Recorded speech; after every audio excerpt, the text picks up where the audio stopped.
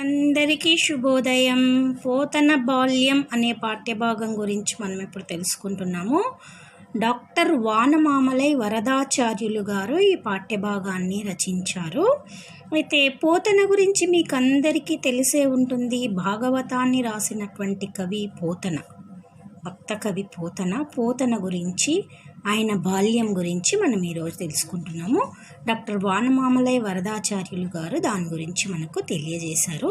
ఇక్కడ చూడండి నాన్న, బొమ్మను చూడండి, ఆలోచించండి, మాట్లాడండి అనేది ఒక బొమ్మ అనేది మీకు ఇక్కడ కనిపిస్తుంది. దానికి సంబంధించిన ప్రశ్నలు ఇక్కడ ఉన్నాయి, చూసి ఆలోచించండి ఈ ప్రశ్నల గురించి. కవి వానమామలై వరదాచార్యులు గారు జననము 16 ఆగస్టు 1912, మరణము 30 అక్టోబర్ 1984. 20వ శతాబ్దపు మహాకవుల్లో ప్రముఖుడు డాక్టర్ వానమామలై వరదాచార్యులు. ఈయన పూర్వపు వరంగల్ జిల్లాలోని మడికొండ అనే గ్రామంలో జన్మించాడు. ఈ నేటి మంచిర్యాల జిల్లా చెన్నూరులో స్థిర నివాసం ఏర్పరచుకున్నాడు. ఇప్పుడు మంచిర్యాల జిల్లాలో ఉండేటువంటి చెన్నూరులో ఇతను స్థిర నివాసం ఏర్పరచుకున్నాడు.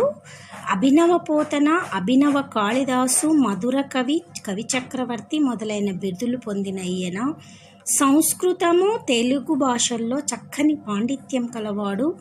పోతన చరిత్రము, మణిమాల, సూక్తి వైజయంతి, జయధ్వజము, వ్యాసవాణి, కూలిపోయే కొమ్మ, రైతు బిడ్డ మొదలగు అన్నింటినీ బుర్ర కథల సంపుటిలాగా రాశారు. మొదలైన గ్రంథాలు రచించాడు. ఇది బుర్ర కథల సంపుటి. ఆంధ్రప్రదేశ్ సాహిత్య అకాడమీ పురస్కారం కూడా లభించింది.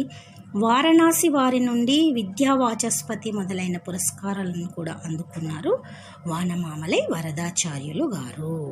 ఇక్కడ చూడండి, విద్యార్థులకు సూచనలు ఉన్నాయి. మరి మీకు ఏమేమి సూచించారో అవి చూడండి, మీరు తెలుసుకోండి. పాఠ్యభాగ నేపథ్యము, పాఠం ఉద్దేశము, పాఠం పూర్వము ఏం జరిగింది అనేది నేపథ్యము, ఉద్దేశము, మనం ఈ పాఠం ద్వారా ఏం తెలుసుకుంటున్నాం అనేది మన ఉద్దేశము. తిప్పన, పోతన ఇద్దరు అన్నదమ్ములు. చిన్నప్పటి నుండి వారిద్దరూ ఒకరిని విడిచి మరొకరు ఉండలేనంత ప్రేమతో మెలిగేవారు అన్నదమ్ములిద్దరు. వారిద్దరి మధ్య ప్రేమ ఎట్లా ఉండేది, వారి బాల్యం ఎట్లా గడిచింది మొదలైన విషయాలు ప్రస్తుతం పాఠ్యభాగంలో మనం చూడవచ్చు. పిల్లల యొక్క అభిరుచులను, ఆసక్తులను తెలియజెప్పడమే ఈ పాఠం ఉద్దేశము. పిల్లల యొక్క అభిరుచులు, ఇష్టాలు, ఆసక్తులు, ఇష్టాలను తెలియజెప్పడమే పాఠం ఉద్దేశము. పాఠ్యభాగ వివరాల్లోకి వెళ్తే, ఈ పాఠము కావ్య ప్రక్రియకు చెందింది. కావ్యం అనగా వర్ణనతో కూడినది అని అర్థం. మహాకవి పోతన జీవితం ఆధారంగా డాక్టర్ వానమామలై వరదాచార్యులు రచించిన పోతన చరిత్రము అనే మహాకావ్యంలోని ప్రథమాశ్వాసం నుండి తీసుకోబడింది పాఠ్యభాగము. డాక్టర్ వానమామలై గారు రాసినటువంటి పోతన చరిత్రము అనే మహాకావ్యము ఒక పెద్ద పుస్తకము. దాంట్లో నుండి ప్రథమ ఆశ్వాసము, మొదటి భాగంలో నుండి ఈ పాఠాన్ని తీసుకున్నారు. పోతన బాల్యము అనే పాఠాన్ని తీసుకున్నారు. ఇది పద్య భాగము అన్నట్లు, గద్యం కాదు, పద్యము. చూద్దాం, ఇప్పుడు మనం పాఠంలోకి వెళ్దాం. ఇక పాఠంలోకి ప్రవేశిస్తున్నాము. అన్నదమ్ములు కలిసిమెలిసి ఉంటే రామ లక్ష్మణులతోటి పోలుస్తారు. రామలక్ష్మణులు ద్వంద్వ సమాసము. తిప్పన, పోతనలను కూడా రామలక్ష్మణులని అనేవాళ్ళు, వాళ్ళ వీధిలో వాళ్ళందరూ. వీళ్ళలో పోతనకు ఆటలంటే చాలా ఇష్టం. బాల్యంలో ఈ అన్నదమ్ములిద్దరిని రామలక్ష్మణులని ఎందుకనేవాళ్ళు, పోతన ఏ ఆటలు ఆడేవాడు, అతన్ని చూసిన వాళ్ళు ఏమనుకునేవాళ్ళు, వానమామలై వరదాచార్యులు రాసిన ఈ పద్యాలను చదివి మనం ఇప్పుడు తెలుసుకుందాం. ఉన్నారమ్మా, ఇద్దరు అన్నదమ్ములు ఉన్నారు. మనకు చిత్రంలో ఇద్దరు అన్నదమ్ములు కనిపిస్తున్నారు. తిప్పన, పోతన ఇద్దరు కనబడుతున్నారు. ఫస్ట్ పద్యం ఏముందో చూద్దాము. కం అంటే కందము, కందపద్యము, కందార్థము. తిప్పన సౌభ్రాత్రమ్మన నప్పరిగల చిన్న పెద్దలందరికీ గడు మెప్పు నజున కన్నయనన్ గొప్పగు దమ్ముడన్నకున్ రాణంబగు. తిప్పన సౌభ్రాత్రమ్మన పరిగల చిన్న పెద్దలందరికి గడున్ మెప్పనుజున కన్నయనన్ గొప్పగు దమ్ముడనన్నకున్ రాణంబౌ. చూడండి, ఇంకొకసారి పద్యము పాడుతున్నాను. తిప్పన సౌభ్రాత్రమ్మన నప్పరిగల చిన్న పెద్దలందరికి గడున్ మెప్పనుజున కన్నయనన్ గొప్పగు దమ్ముడన నన్నకున్ ప్రాణంబో. అర్థం తెలుసుకుందాము. తిప్పన సౌభ్రాత్రమ్మన అంటే తిప్పన సౌభ్రాత్రమ్మన అంటే సౌభ్రాత్రుడు అంటే సోదరుడు అంటే పోతన. సౌభ్రాత్రమ్మున అంటే సౌభ్రాత్రము అంటే సోదరత్వం, ఇద్దరు అన్నదమ్ములు. సౌభ్రాత్రమ్మన అప్పురి గల, అప్పురి అంటే ఆ పురములో అంటే ఆ ఊరిలో గల చిన్న పెద్దలందరికీ గడున్ అంటే కడున్ చిన్న పెద్దలు అందరికీ మెప్పను జున కన్నయనన్. మెప్పు అంటే అందరూ మెచ్చుకునేవాళ్ళు, అన్న తమ్ముడు అంటే ఇలా ఉండాలి అని అనేవాళ్ళు, అనుకునేవాళ్ళు. అనుజున కన్నయనన్ గొప్పగు తమ్ముడనన్ అన్నకున్ ప్రాణంబో.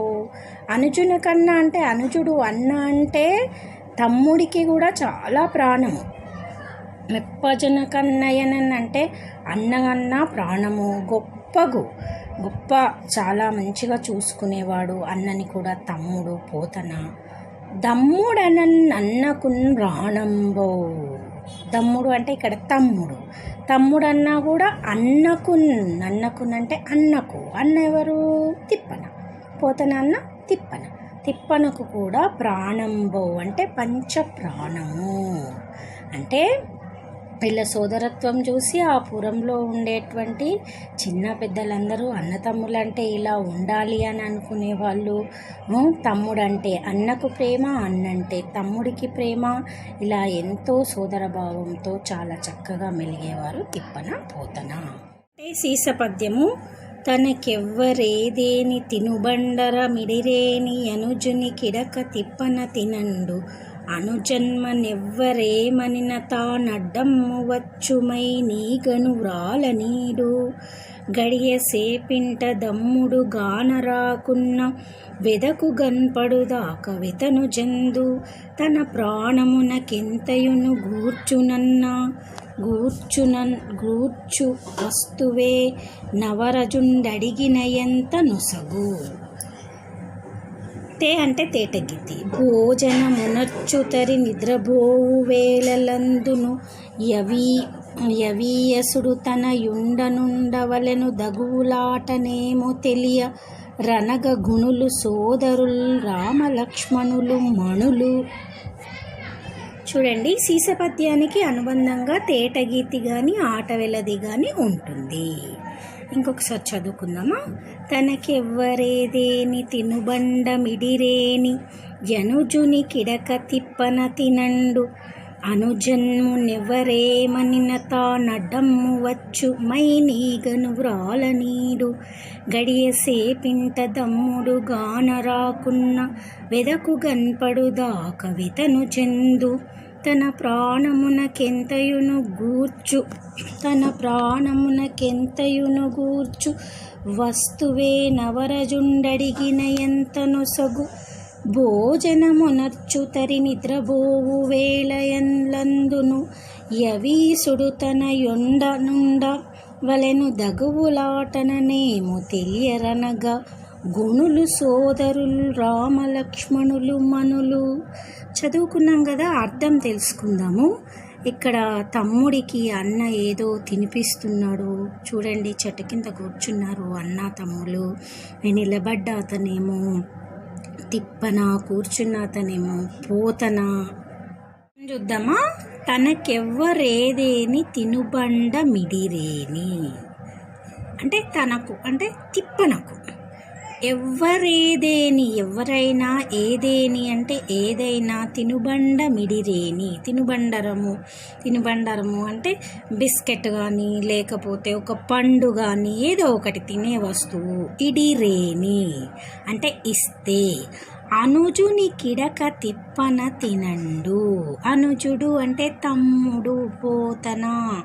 పోతనకు ఇడక అంటే ఇవ్వకుండా, తిప్పన తినండు అంటే తినాడు, తప్పకుండా తమ్ముడికి ఇచ్చే తింటాడు. చూడండి, తమ్ముడికి ఇచ్చే తింటాడు అన్నట్లా. చూడండి, ఇక్కడ మనకు బొమ్మలో చూపిస్తున్నారు ఆల్రెడీ. అన్నకి ఎవరో అరటిపండు ఏదో ఇచ్చినట్టున్నారు, తమ్ముడికి ఇస్తున్నాడు. అనుజన్మనెవ్వరేమనిన తానడ్డమ్మువచ్చు. అనుజన్ము అంటే తన తమ్ముణ్ణి ఎవ్వరు ఏమనినా, ఎవరైనా ఏదైనా అంటే తానడ్డం వచ్చు, తాను అడ్డం వస్తాడు, అడుగుతాడు. ఏంటి మా తమ్ముని ఏమంటున్నారు అని అడుగుతాడు. మై నీగను వ్రాలనీడు. మై అంటే పెయ్యి అంటే శరీరము.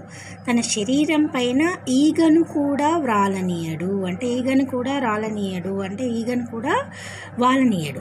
ఈగను కూడా వాలనీయడు అంటే తమ్ముడికి ఏమీ కాకుండా జాగ్రత్తగా చూసుకుంటాడు అని అర్థం. గడియసేపింట దమ్ముడు గానరాకున్న. గడియసేపు ఇంట అంటే ఒక్క గడి అంటే ఒక్క సెకండ్ అయినా తమ్ముడు విడదీస్తే తమ్ముడు. కానరాకున్నా అంటే కనబడకున్నా. వెదకు గన్పడుదాకా వెతను చెందు. వెతుకుతాడు తమ్ముడు ఎక్కడికి వెళ్ళాడు అని చూస్తాడు.